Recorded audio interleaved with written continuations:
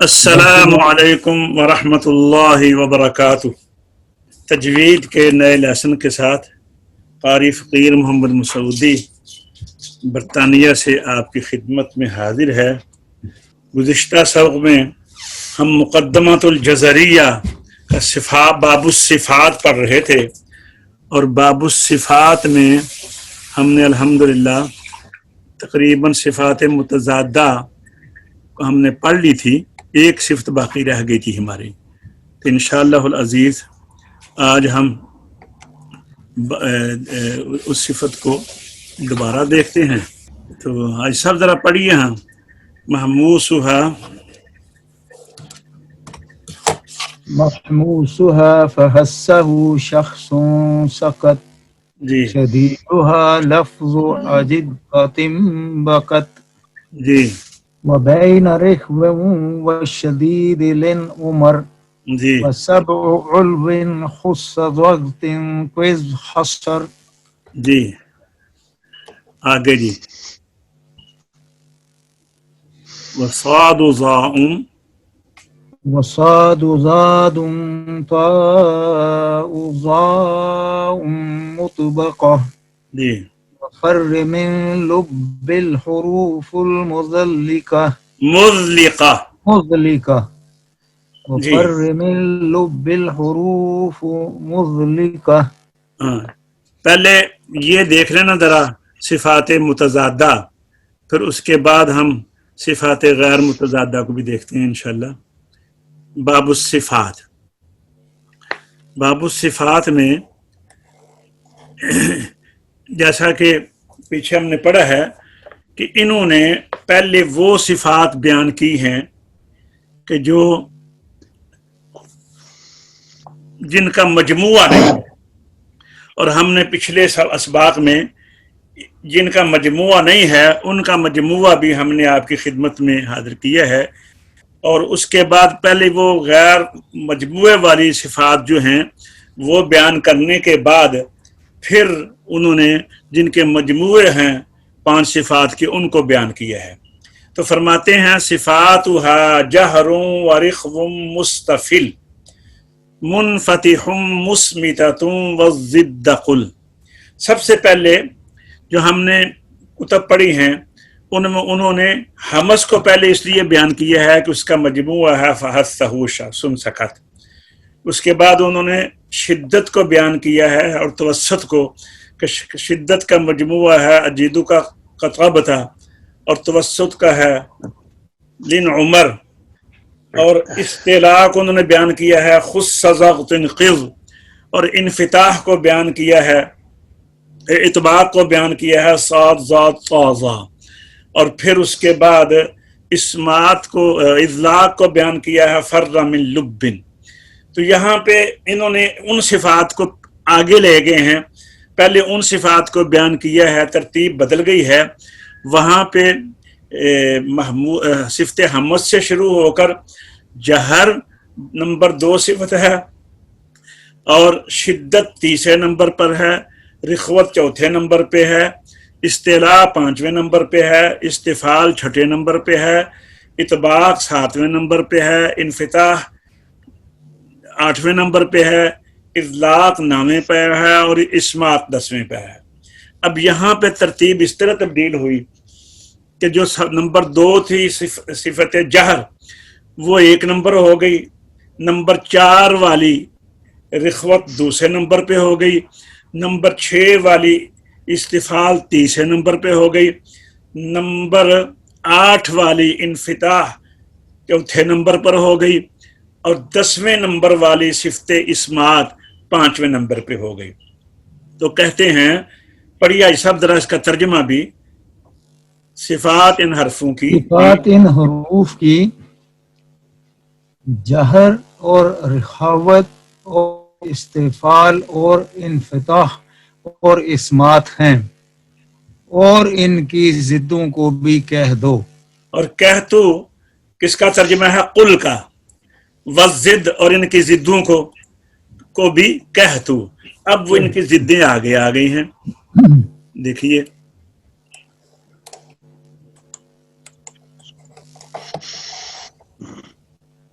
جی فرما رہے ہیں محموسها فحثه شخص سکت. جی اب جہر پہلے بیان ہوئی ہے نا، اب جہر کی ضد آ گئی، صفت نمبر ہے یہ 6، تو صفت حمس کو اب لے آئے ہیں. محموسها فحثه شخص سکت. جی ترجمہ کیجئے. حروف محموسہ اور حروف محموسہ کے فحثہ شخص سکت ہیں. محموسہ ان حرفوں کے لیے، یعنی جو حروف ہیں محموسہ ہیں ان کے لیے فحثہ شخص سکت کا مجموعہ ہے. تو صفت حمس ہم نے پڑھی ہے کہ آواز میں حمس اور جہر دونوں کا آپ کا جو ان کے اثرات ہیں یا ان کے جو عوامل ہیں وہ میں آپ کو بتاتا ہوں. حمس میں آواز کی پستی اور ذوف اور سانس کا جاری رہنا، اس کی مکمل تفصیل پچھلے سبق میں ہم عرض کر چکے ہیں، وہاں پہ آپ نے دیکھی ہوگی. تو اس کے اندر 2 چیزیں ہیں، آواز پست ہوتی ہے اور سانس جاری رہتا ہے، اور اس کی ضد جو ہے جہر، اس میں آواز بلند ہوتی ہے اور سانس بند ہوتا ہے. یعنی یہ سمجھ لیں کہ حمس کے اندر آواز پست، ضعیف اور سانس کا جاری ہونا، اور اس کی ضد جہر میں آواز میں بلندی اور قوت اور سانس کا بند ہونا. حمس کا مجموعہ ہے فحثہ شخص سکت، اور 29 حروف میں سے ان 10 حروف نکال لیں تو باقی سارے جو ہیں وہ مجہورہ ہیں حمس کی ضد. پھر سنیے، حمس کہتے ہیں آواز کی پستی اور ذوف کو، کہ آواز جب ان کے مخارج میں ٹھہرے تو آواز میں اتنا پستی اور ذوف ہو کہ سانس جاری رہے اور آواز پست رہے. اس کی ضد ہے جہر. آواز جب ان حروف کے مخرج میں پیدا ہو تو اس کی ادائیگی میں آواز بلند ہو اور ساز جو ہے وہ بند ہو، اور ما سوائے حروف محموسہ کے تمام حروف مجہورہ ہیں. آگے پڑھیے. شدیدھا لفظ اجد قطم بکت. جی پڑھیے حاجی صاحب. شدیدھا لفظ اجد قطم بکت. جی اور شدیدہ ان حروف شدیدہ یا اس صفت کے حروف، ان کے حروف یعنی شدیدہ کے حروف کون سے ہیں؟ ان حروف یعنی ان کے شدیدہ، کن کے؟ صفت شدت کے جو حروف ہیں ان کے لیے لفظ ہے اجد قطم بکت. ان حروف کے لفظ میں پایا جاتا ہے نام. اچھا یہ ترجمہ کر دیا انہوں نے، نیچے آ جائیں. محموسہ ان حروف کے فحثہ شخص سکت ہیں، اور شدیدہ ان حروف کے لفظ اجد قطم بکت ہیں. اچھا اب آئیے صفت شدت میں. حمس اور جہر میں ہمیں پھر یاد ہونا چاہیے کہ وہاں پر آواز کی پستی اور ذوف اور اس کی ضد میں آواز میں بلندی اور قوت. حمس میں آواز کا سانس کا جاری رہنا، جہر میں سانس کا بند ہونا. اور صفت شدت میں شدت کا معنی ہے کہ آواز جب ان حروف کے مخارج میں آواز اس قوت کے ساتھ ٹھہرے کہ آواز بند ہو جائے. شدت کے اندر اس کا عمل یہ ہے شدت کا کہ اس میں آواز سخت ہوتی ہے، بلند ہو یا پست ہو یہ مقصد نہیں ہے. بلند ہو جہر کی طرح یا پست ہو حمس کی طرح، یہاں پر وہ مسئلہ نہیں ہے. یہاں پر سخت ہو، چاہے وہ پست ہو یا بلند ہو لیکن ہو سخت، اس سختی کی وجہ سے آواز بند ہو جائے. بس یہ ذہن میں رکھیے. پچھلے جو 2 صفتیں تھیں ان کے اندر آواز کا پست اور بلند ہونا تھا، سانس کا جاری اور بند ہونا تھا. اس شدت اور اس کی ضد رخوت میں آواز کا سخت اور آواز کا بند ہونا ہے.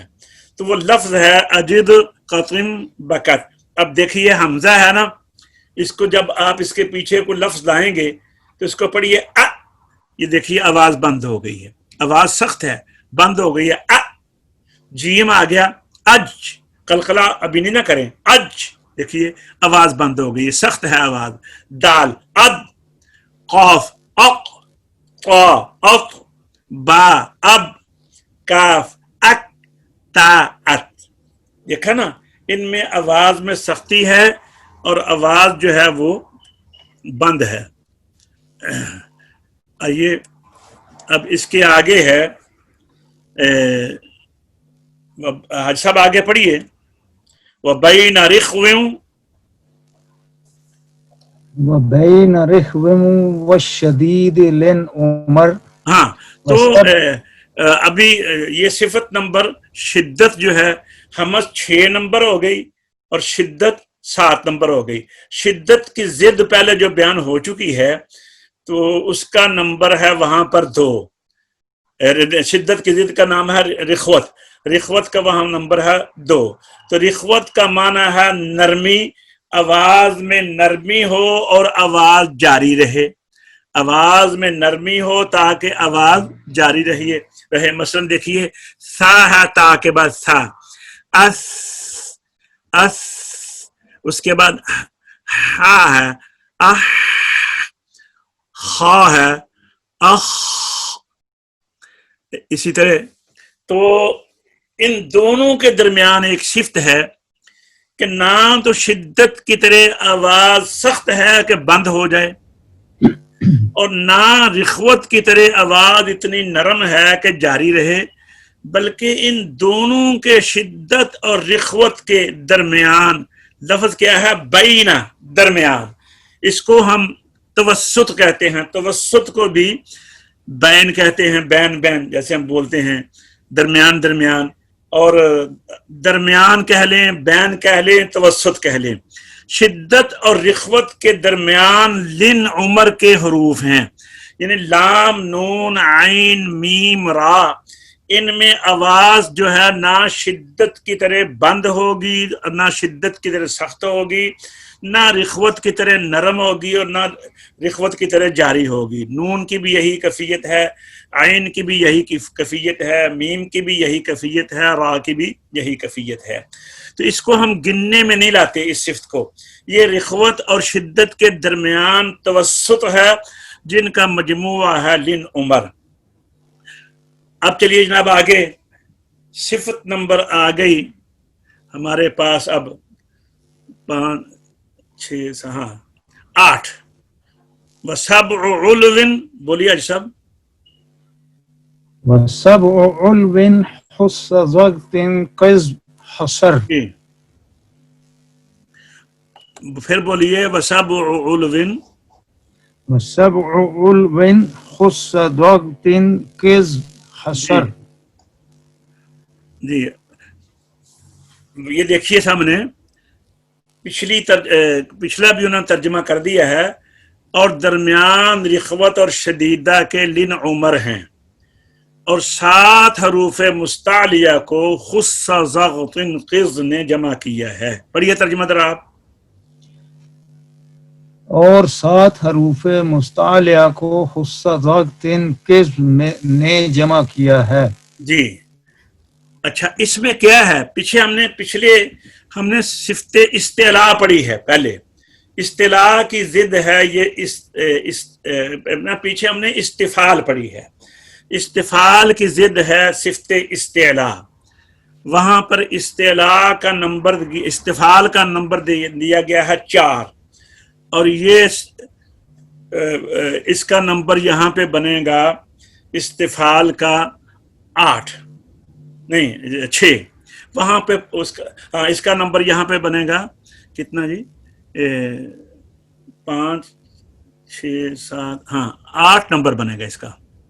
حروف مستعلیہ یہ 7 حروف ہیں. اس کا عمل کیا ہے؟ یہ زبان کی جڑ تالو کی طرف بلند ہو جاتی ہے. زبان کی جڑ تالو کی طرف بلند ہو جاتی ہے جس کی وجہ سے یہ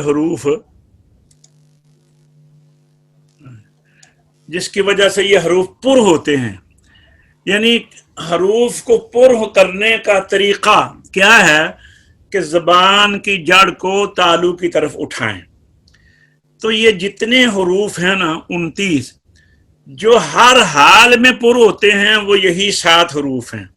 خص ضغط قر، ان میں صفت لازمہ کے طور پر یہ عمل تفخیم ہے، اور تفخیم پیدا ہوتی ہے صفت استعلاء سے.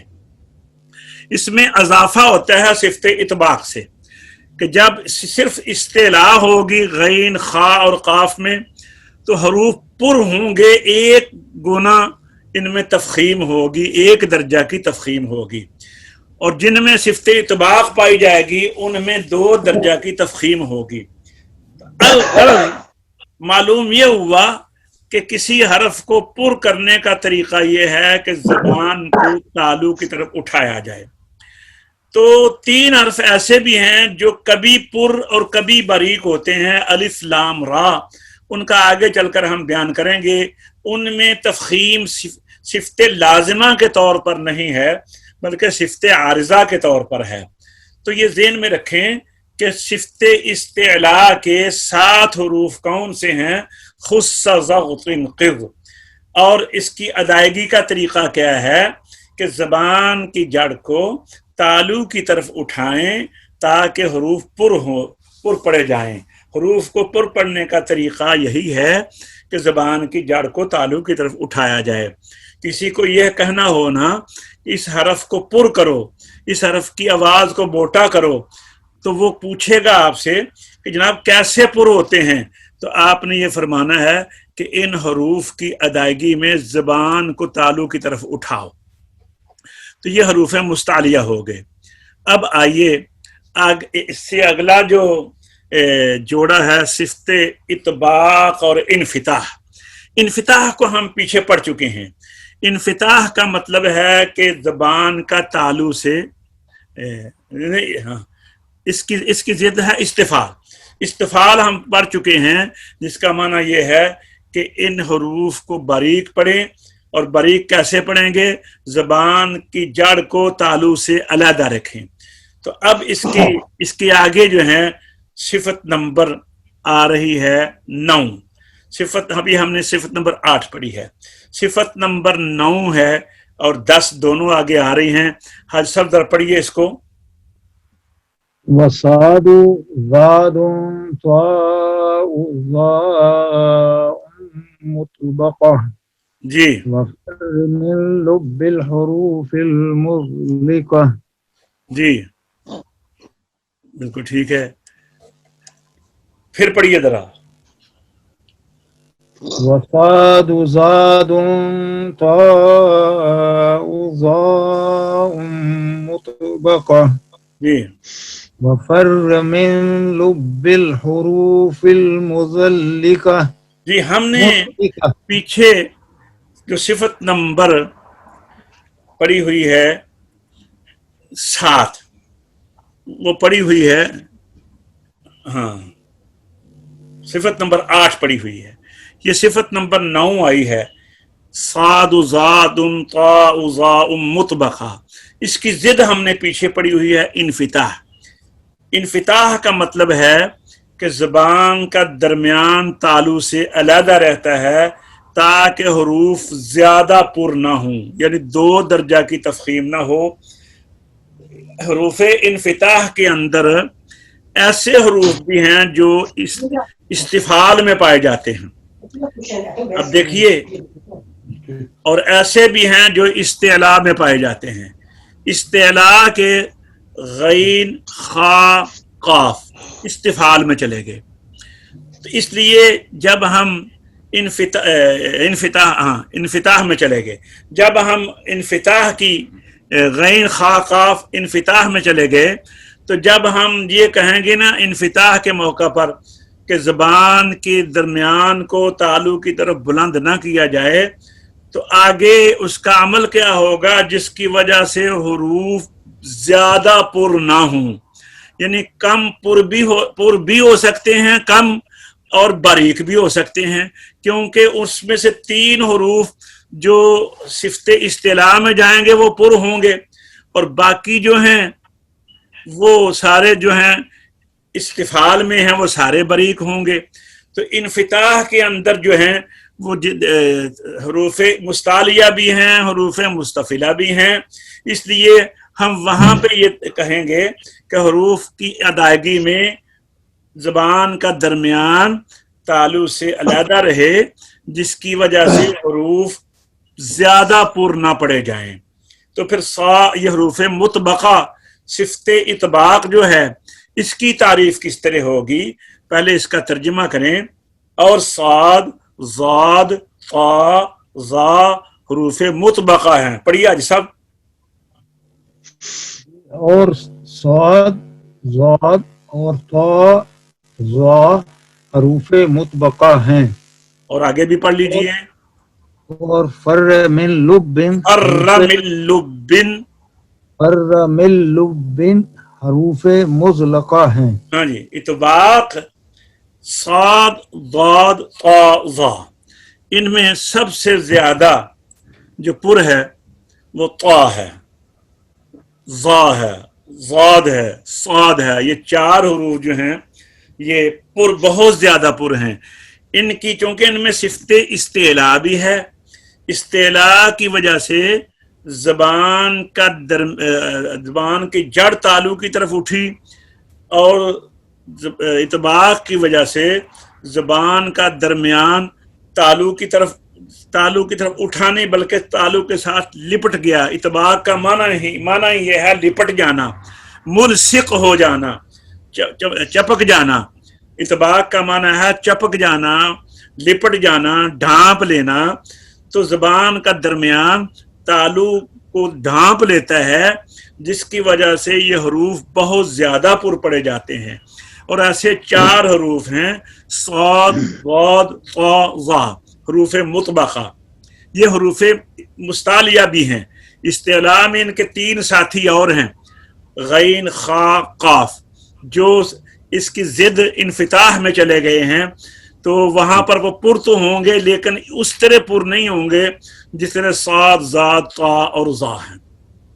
اب 10ویں صفت آ گئی، صفت اذلاق، اور اس کا مجموعہ ہے فر من لب۔ فر من لب حروف مغلقہ۔ آپ نے جب لام، نون اور را کا مخرج پڑھا تھا تو مخرج کے لحاظ سے لام، نون، را کو طرفیہ اور زلقیہ بھی کہتے ہیں۔ زلقیہ بھی اذلاق سے ہے۔ یہ حروف مطلقہ، ان کو زلق کیوں کہتے ہیں کہ وہ زبان کے کناروں سے، کنارے کو کہتے ہیں اذلاق، زلق۔ تو یہ جو ہے نا فر من لب، کتنے حروف ہیں؟ یہ 7 حروف۔ یہ 7 حروف زبان اور ہونٹوں کے کناروں سے نکلتے ہیں، یعنی اذلاق کا جب معنی ہی کنارہ ہوا تو زبان کا کنارہ جو ثنایا، رباعی، انیاب کے سامنے ہے، اور ہونٹوں کے کنارہ واو، فا، را اور میم اور با، واو، فا، میم، با، 5 یہ ہو گئے، اور 3 ہو گئے حروف مطلقہ، لام، نون، را۔ یہ 7 حروف، ان کو ہونٹوں کے کناروں سے آسانی اور سہولت سے، ان کے اندر انجماد نہیں ہوتا، جماؤ نہیں ہوتا، جیسا کہ دوسرے حروف مصمتہ میں ہوتا ہے۔ اس کی ضد آپ نے پڑھی ہے صفت اسمات۔ اسمات کا مطلب یہ ہے کہ حروف کا اپنے مخرج سے مضبوطی اور جماؤ کے ساتھ ادا ہونا۔ تو اس کی ضد ہے یہ حروف مطلقہ، صفت اذلاق میں جو پائے جاتے ہیں یہ 7 حروف۔ تو یہ ہونٹوں اور زبان کے کناروں سے نہایت سہولت کے ساتھ ادا ہوتے ہیں، ان کو حروف مطلقہ کہتے ہیں۔ ایسا اگلا شعر پڑھیے، یاد اگر ہے آپ کو تو۔ سفیرها صاد وزاي سين، جی قلقلة قطب جد وللين واللین، وللین نہیں کر صاحب، ہاں پھر پڑھ لیجئے. قلقلة قطب جد وللین. اچھا ولل نہیں، لام واللین، لام جب شد آ گئی ہے نا اگلی لام کے اوپر تو پہلی لام کا دوسری لام میں ادغام ہو گیا نا، واللین. اس کے اوپر زبر پڑی ہوئی ہے کر صاحب، وہ کیا؟ ہاں یہ کتابت کی غلطی ہے، آپ صحیح پڑھ رہے ہیں، یہ کتاب کاتب کی غلطی ہے، کتاب میں یہ غلطی ہے. سفیرها صاد و زای سین. ترجمہ پڑھیے. اور ان حروف سفیرہ کے صاد اور زا اور سین اور حروف قلقلہ قطب جد ہیں، اور اچھا حروف حروف لین سفیر صاد زا اور سین ہیں. اچھا اب جو صفتیں شروع ہو رہی ہیں نا ان کی ضد نہیں ہے، جس طرح پچھلی صورتوں پچھلی صفات میں آپس میں ایک دوسرے کی ضد تھی نا، ان کی ضد تو ہوتی ہے، لیکن چونکہ یہ حروف کم ہے نا تو پیچھے حروف زیادہ ہوتے تھے، اس لیے ان کی ضدیں بیان کی گئیں. یہاں پر چونکہ زا سین صاد ان کے اندر سفیر ہے، لیکن جو ان کے علاوہ باقی 26 حروف ہیں ان کے اندر تو سفیر نہیں ہے، تو ضد تو ہوئی لیکن اس ضد کا یہاں پہ نام نہیں ہے. اس لیے یہاں پہ انہوں نے یہ کہہ دیا کہ یہ حروف غیر متضادہ ہیں، یہ حروف غیر متضادہ ہیں. جی تو آئیے ذرا دیکھیے. اچھا ان حروف کی ادائیگی میں آواز ایک مثل تیز سیٹی کے نکلتی ہے. ترجمہ پڑھیے ذرا. اور سفیرہ ان حروف کے صاد اور زا اور سین ہیں، اور حروف قلقلہ قطب جد ہیں، اور حروف لین. اچھا فرماتے ہیں سفیرها صاد و زای سین، یعنی حروف سفیر 3 ہیں، زا سین اور صاد. ان حرفوں کی سفیر کے ساتھ متصف ہونے کا یہ مطلب ہے کہ ان حرفوں کے ادا کے وقت سانس کے ساتھ ایک زائد آواز مثل تیز سیٹی کے نکلتی ہے. صاحب رعایا کہتے ہیں کہ سفیر کا معنی ہے آواز کی تیزی، جیسے کسی سوراخ میں ہوا کے دباؤ سے سیٹی کی آواز پیدا ہوتی ہے، اسی طرح ان 3 حروف میں ایک آواز مثل تیز سیٹی کے وہ کیسے پیدا ہوتی ہے کہ نیچے ہونٹ ہیں، نیچے دانت ہیں ثنایا سفلا، اوپر دانت ہیں ثنایا علیا، ان کو بند کریں تو درمیان میں جب آ کر آگے سے سوراخ تو بند ہو جاتے ہیں، خلا نہیں رہتا ہے، تھوڑی سی ان کے اندر سوراخ رہ جاتے ہیں دانتوں کے اندر، تو جب زبان پیچھے سے آ کر تیزی کے ساتھ اس کے ساتھ آواز ٹکراتی ہے تو ایک سیٹی پیدا ہوتی ہے. تو سب سے زیادہ سیٹی جو سین میں ہے، ملا علی قاری فرماتے ہیں من الفقریہ میں کہ سب سے زیادہ آواز سیٹی سین میں ہے، اس کے بعد صاد کا نمبر ہے، اور اس کے بعد جو ہے وہ زا کا نمبر ہے. تو یہ 3 حروف جو ہیں حروف سفیر جو ہیں، یہ باقی ان کے علاوہ جو 26 حروف ہیں ان میں سفیر ادا، ان میں سیٹی کی آواز نہیں ہوگی. تو اب آگے آئیے اگلی صفت جو پڑھی ہے غیر متضادہ میں دوسری صفت ہے، ویسے 12ویں صفت ہے قلقلۃ. بولیے حاجی صاحب. قلقلۃ قطب جد واللین، اب واللین پڑھیں. واللین. قلقلۃ قطب جد واللین، اور حروف قلقلہ قطب جد ہیں اور لین آگے چلا جائے گا. ٹھیک ہے جی.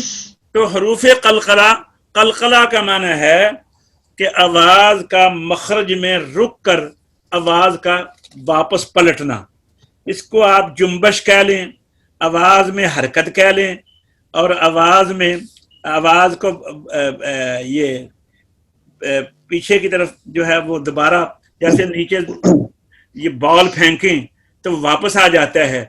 کئی بھی ایسی چیزیں ہیں کہ جب ان کو لگائیں تو ایک آواز ہے. اور آج کل تو یہ جو نکلا ہے نا ساؤنڈ سسٹم، اس کے اندر جو ایکو کی آواز ہے آپ دیکھیں وہ ایک دفعہ اق کہے تو کئی مرتبہ نکلتا ہے.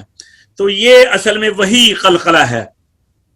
تو قلقلہ کی آواز حالت سکون میں حرکت سے زیادہ ہوتی ہے اور حالت وقف میں اس سے بھی زیادہ ہوتی ہے.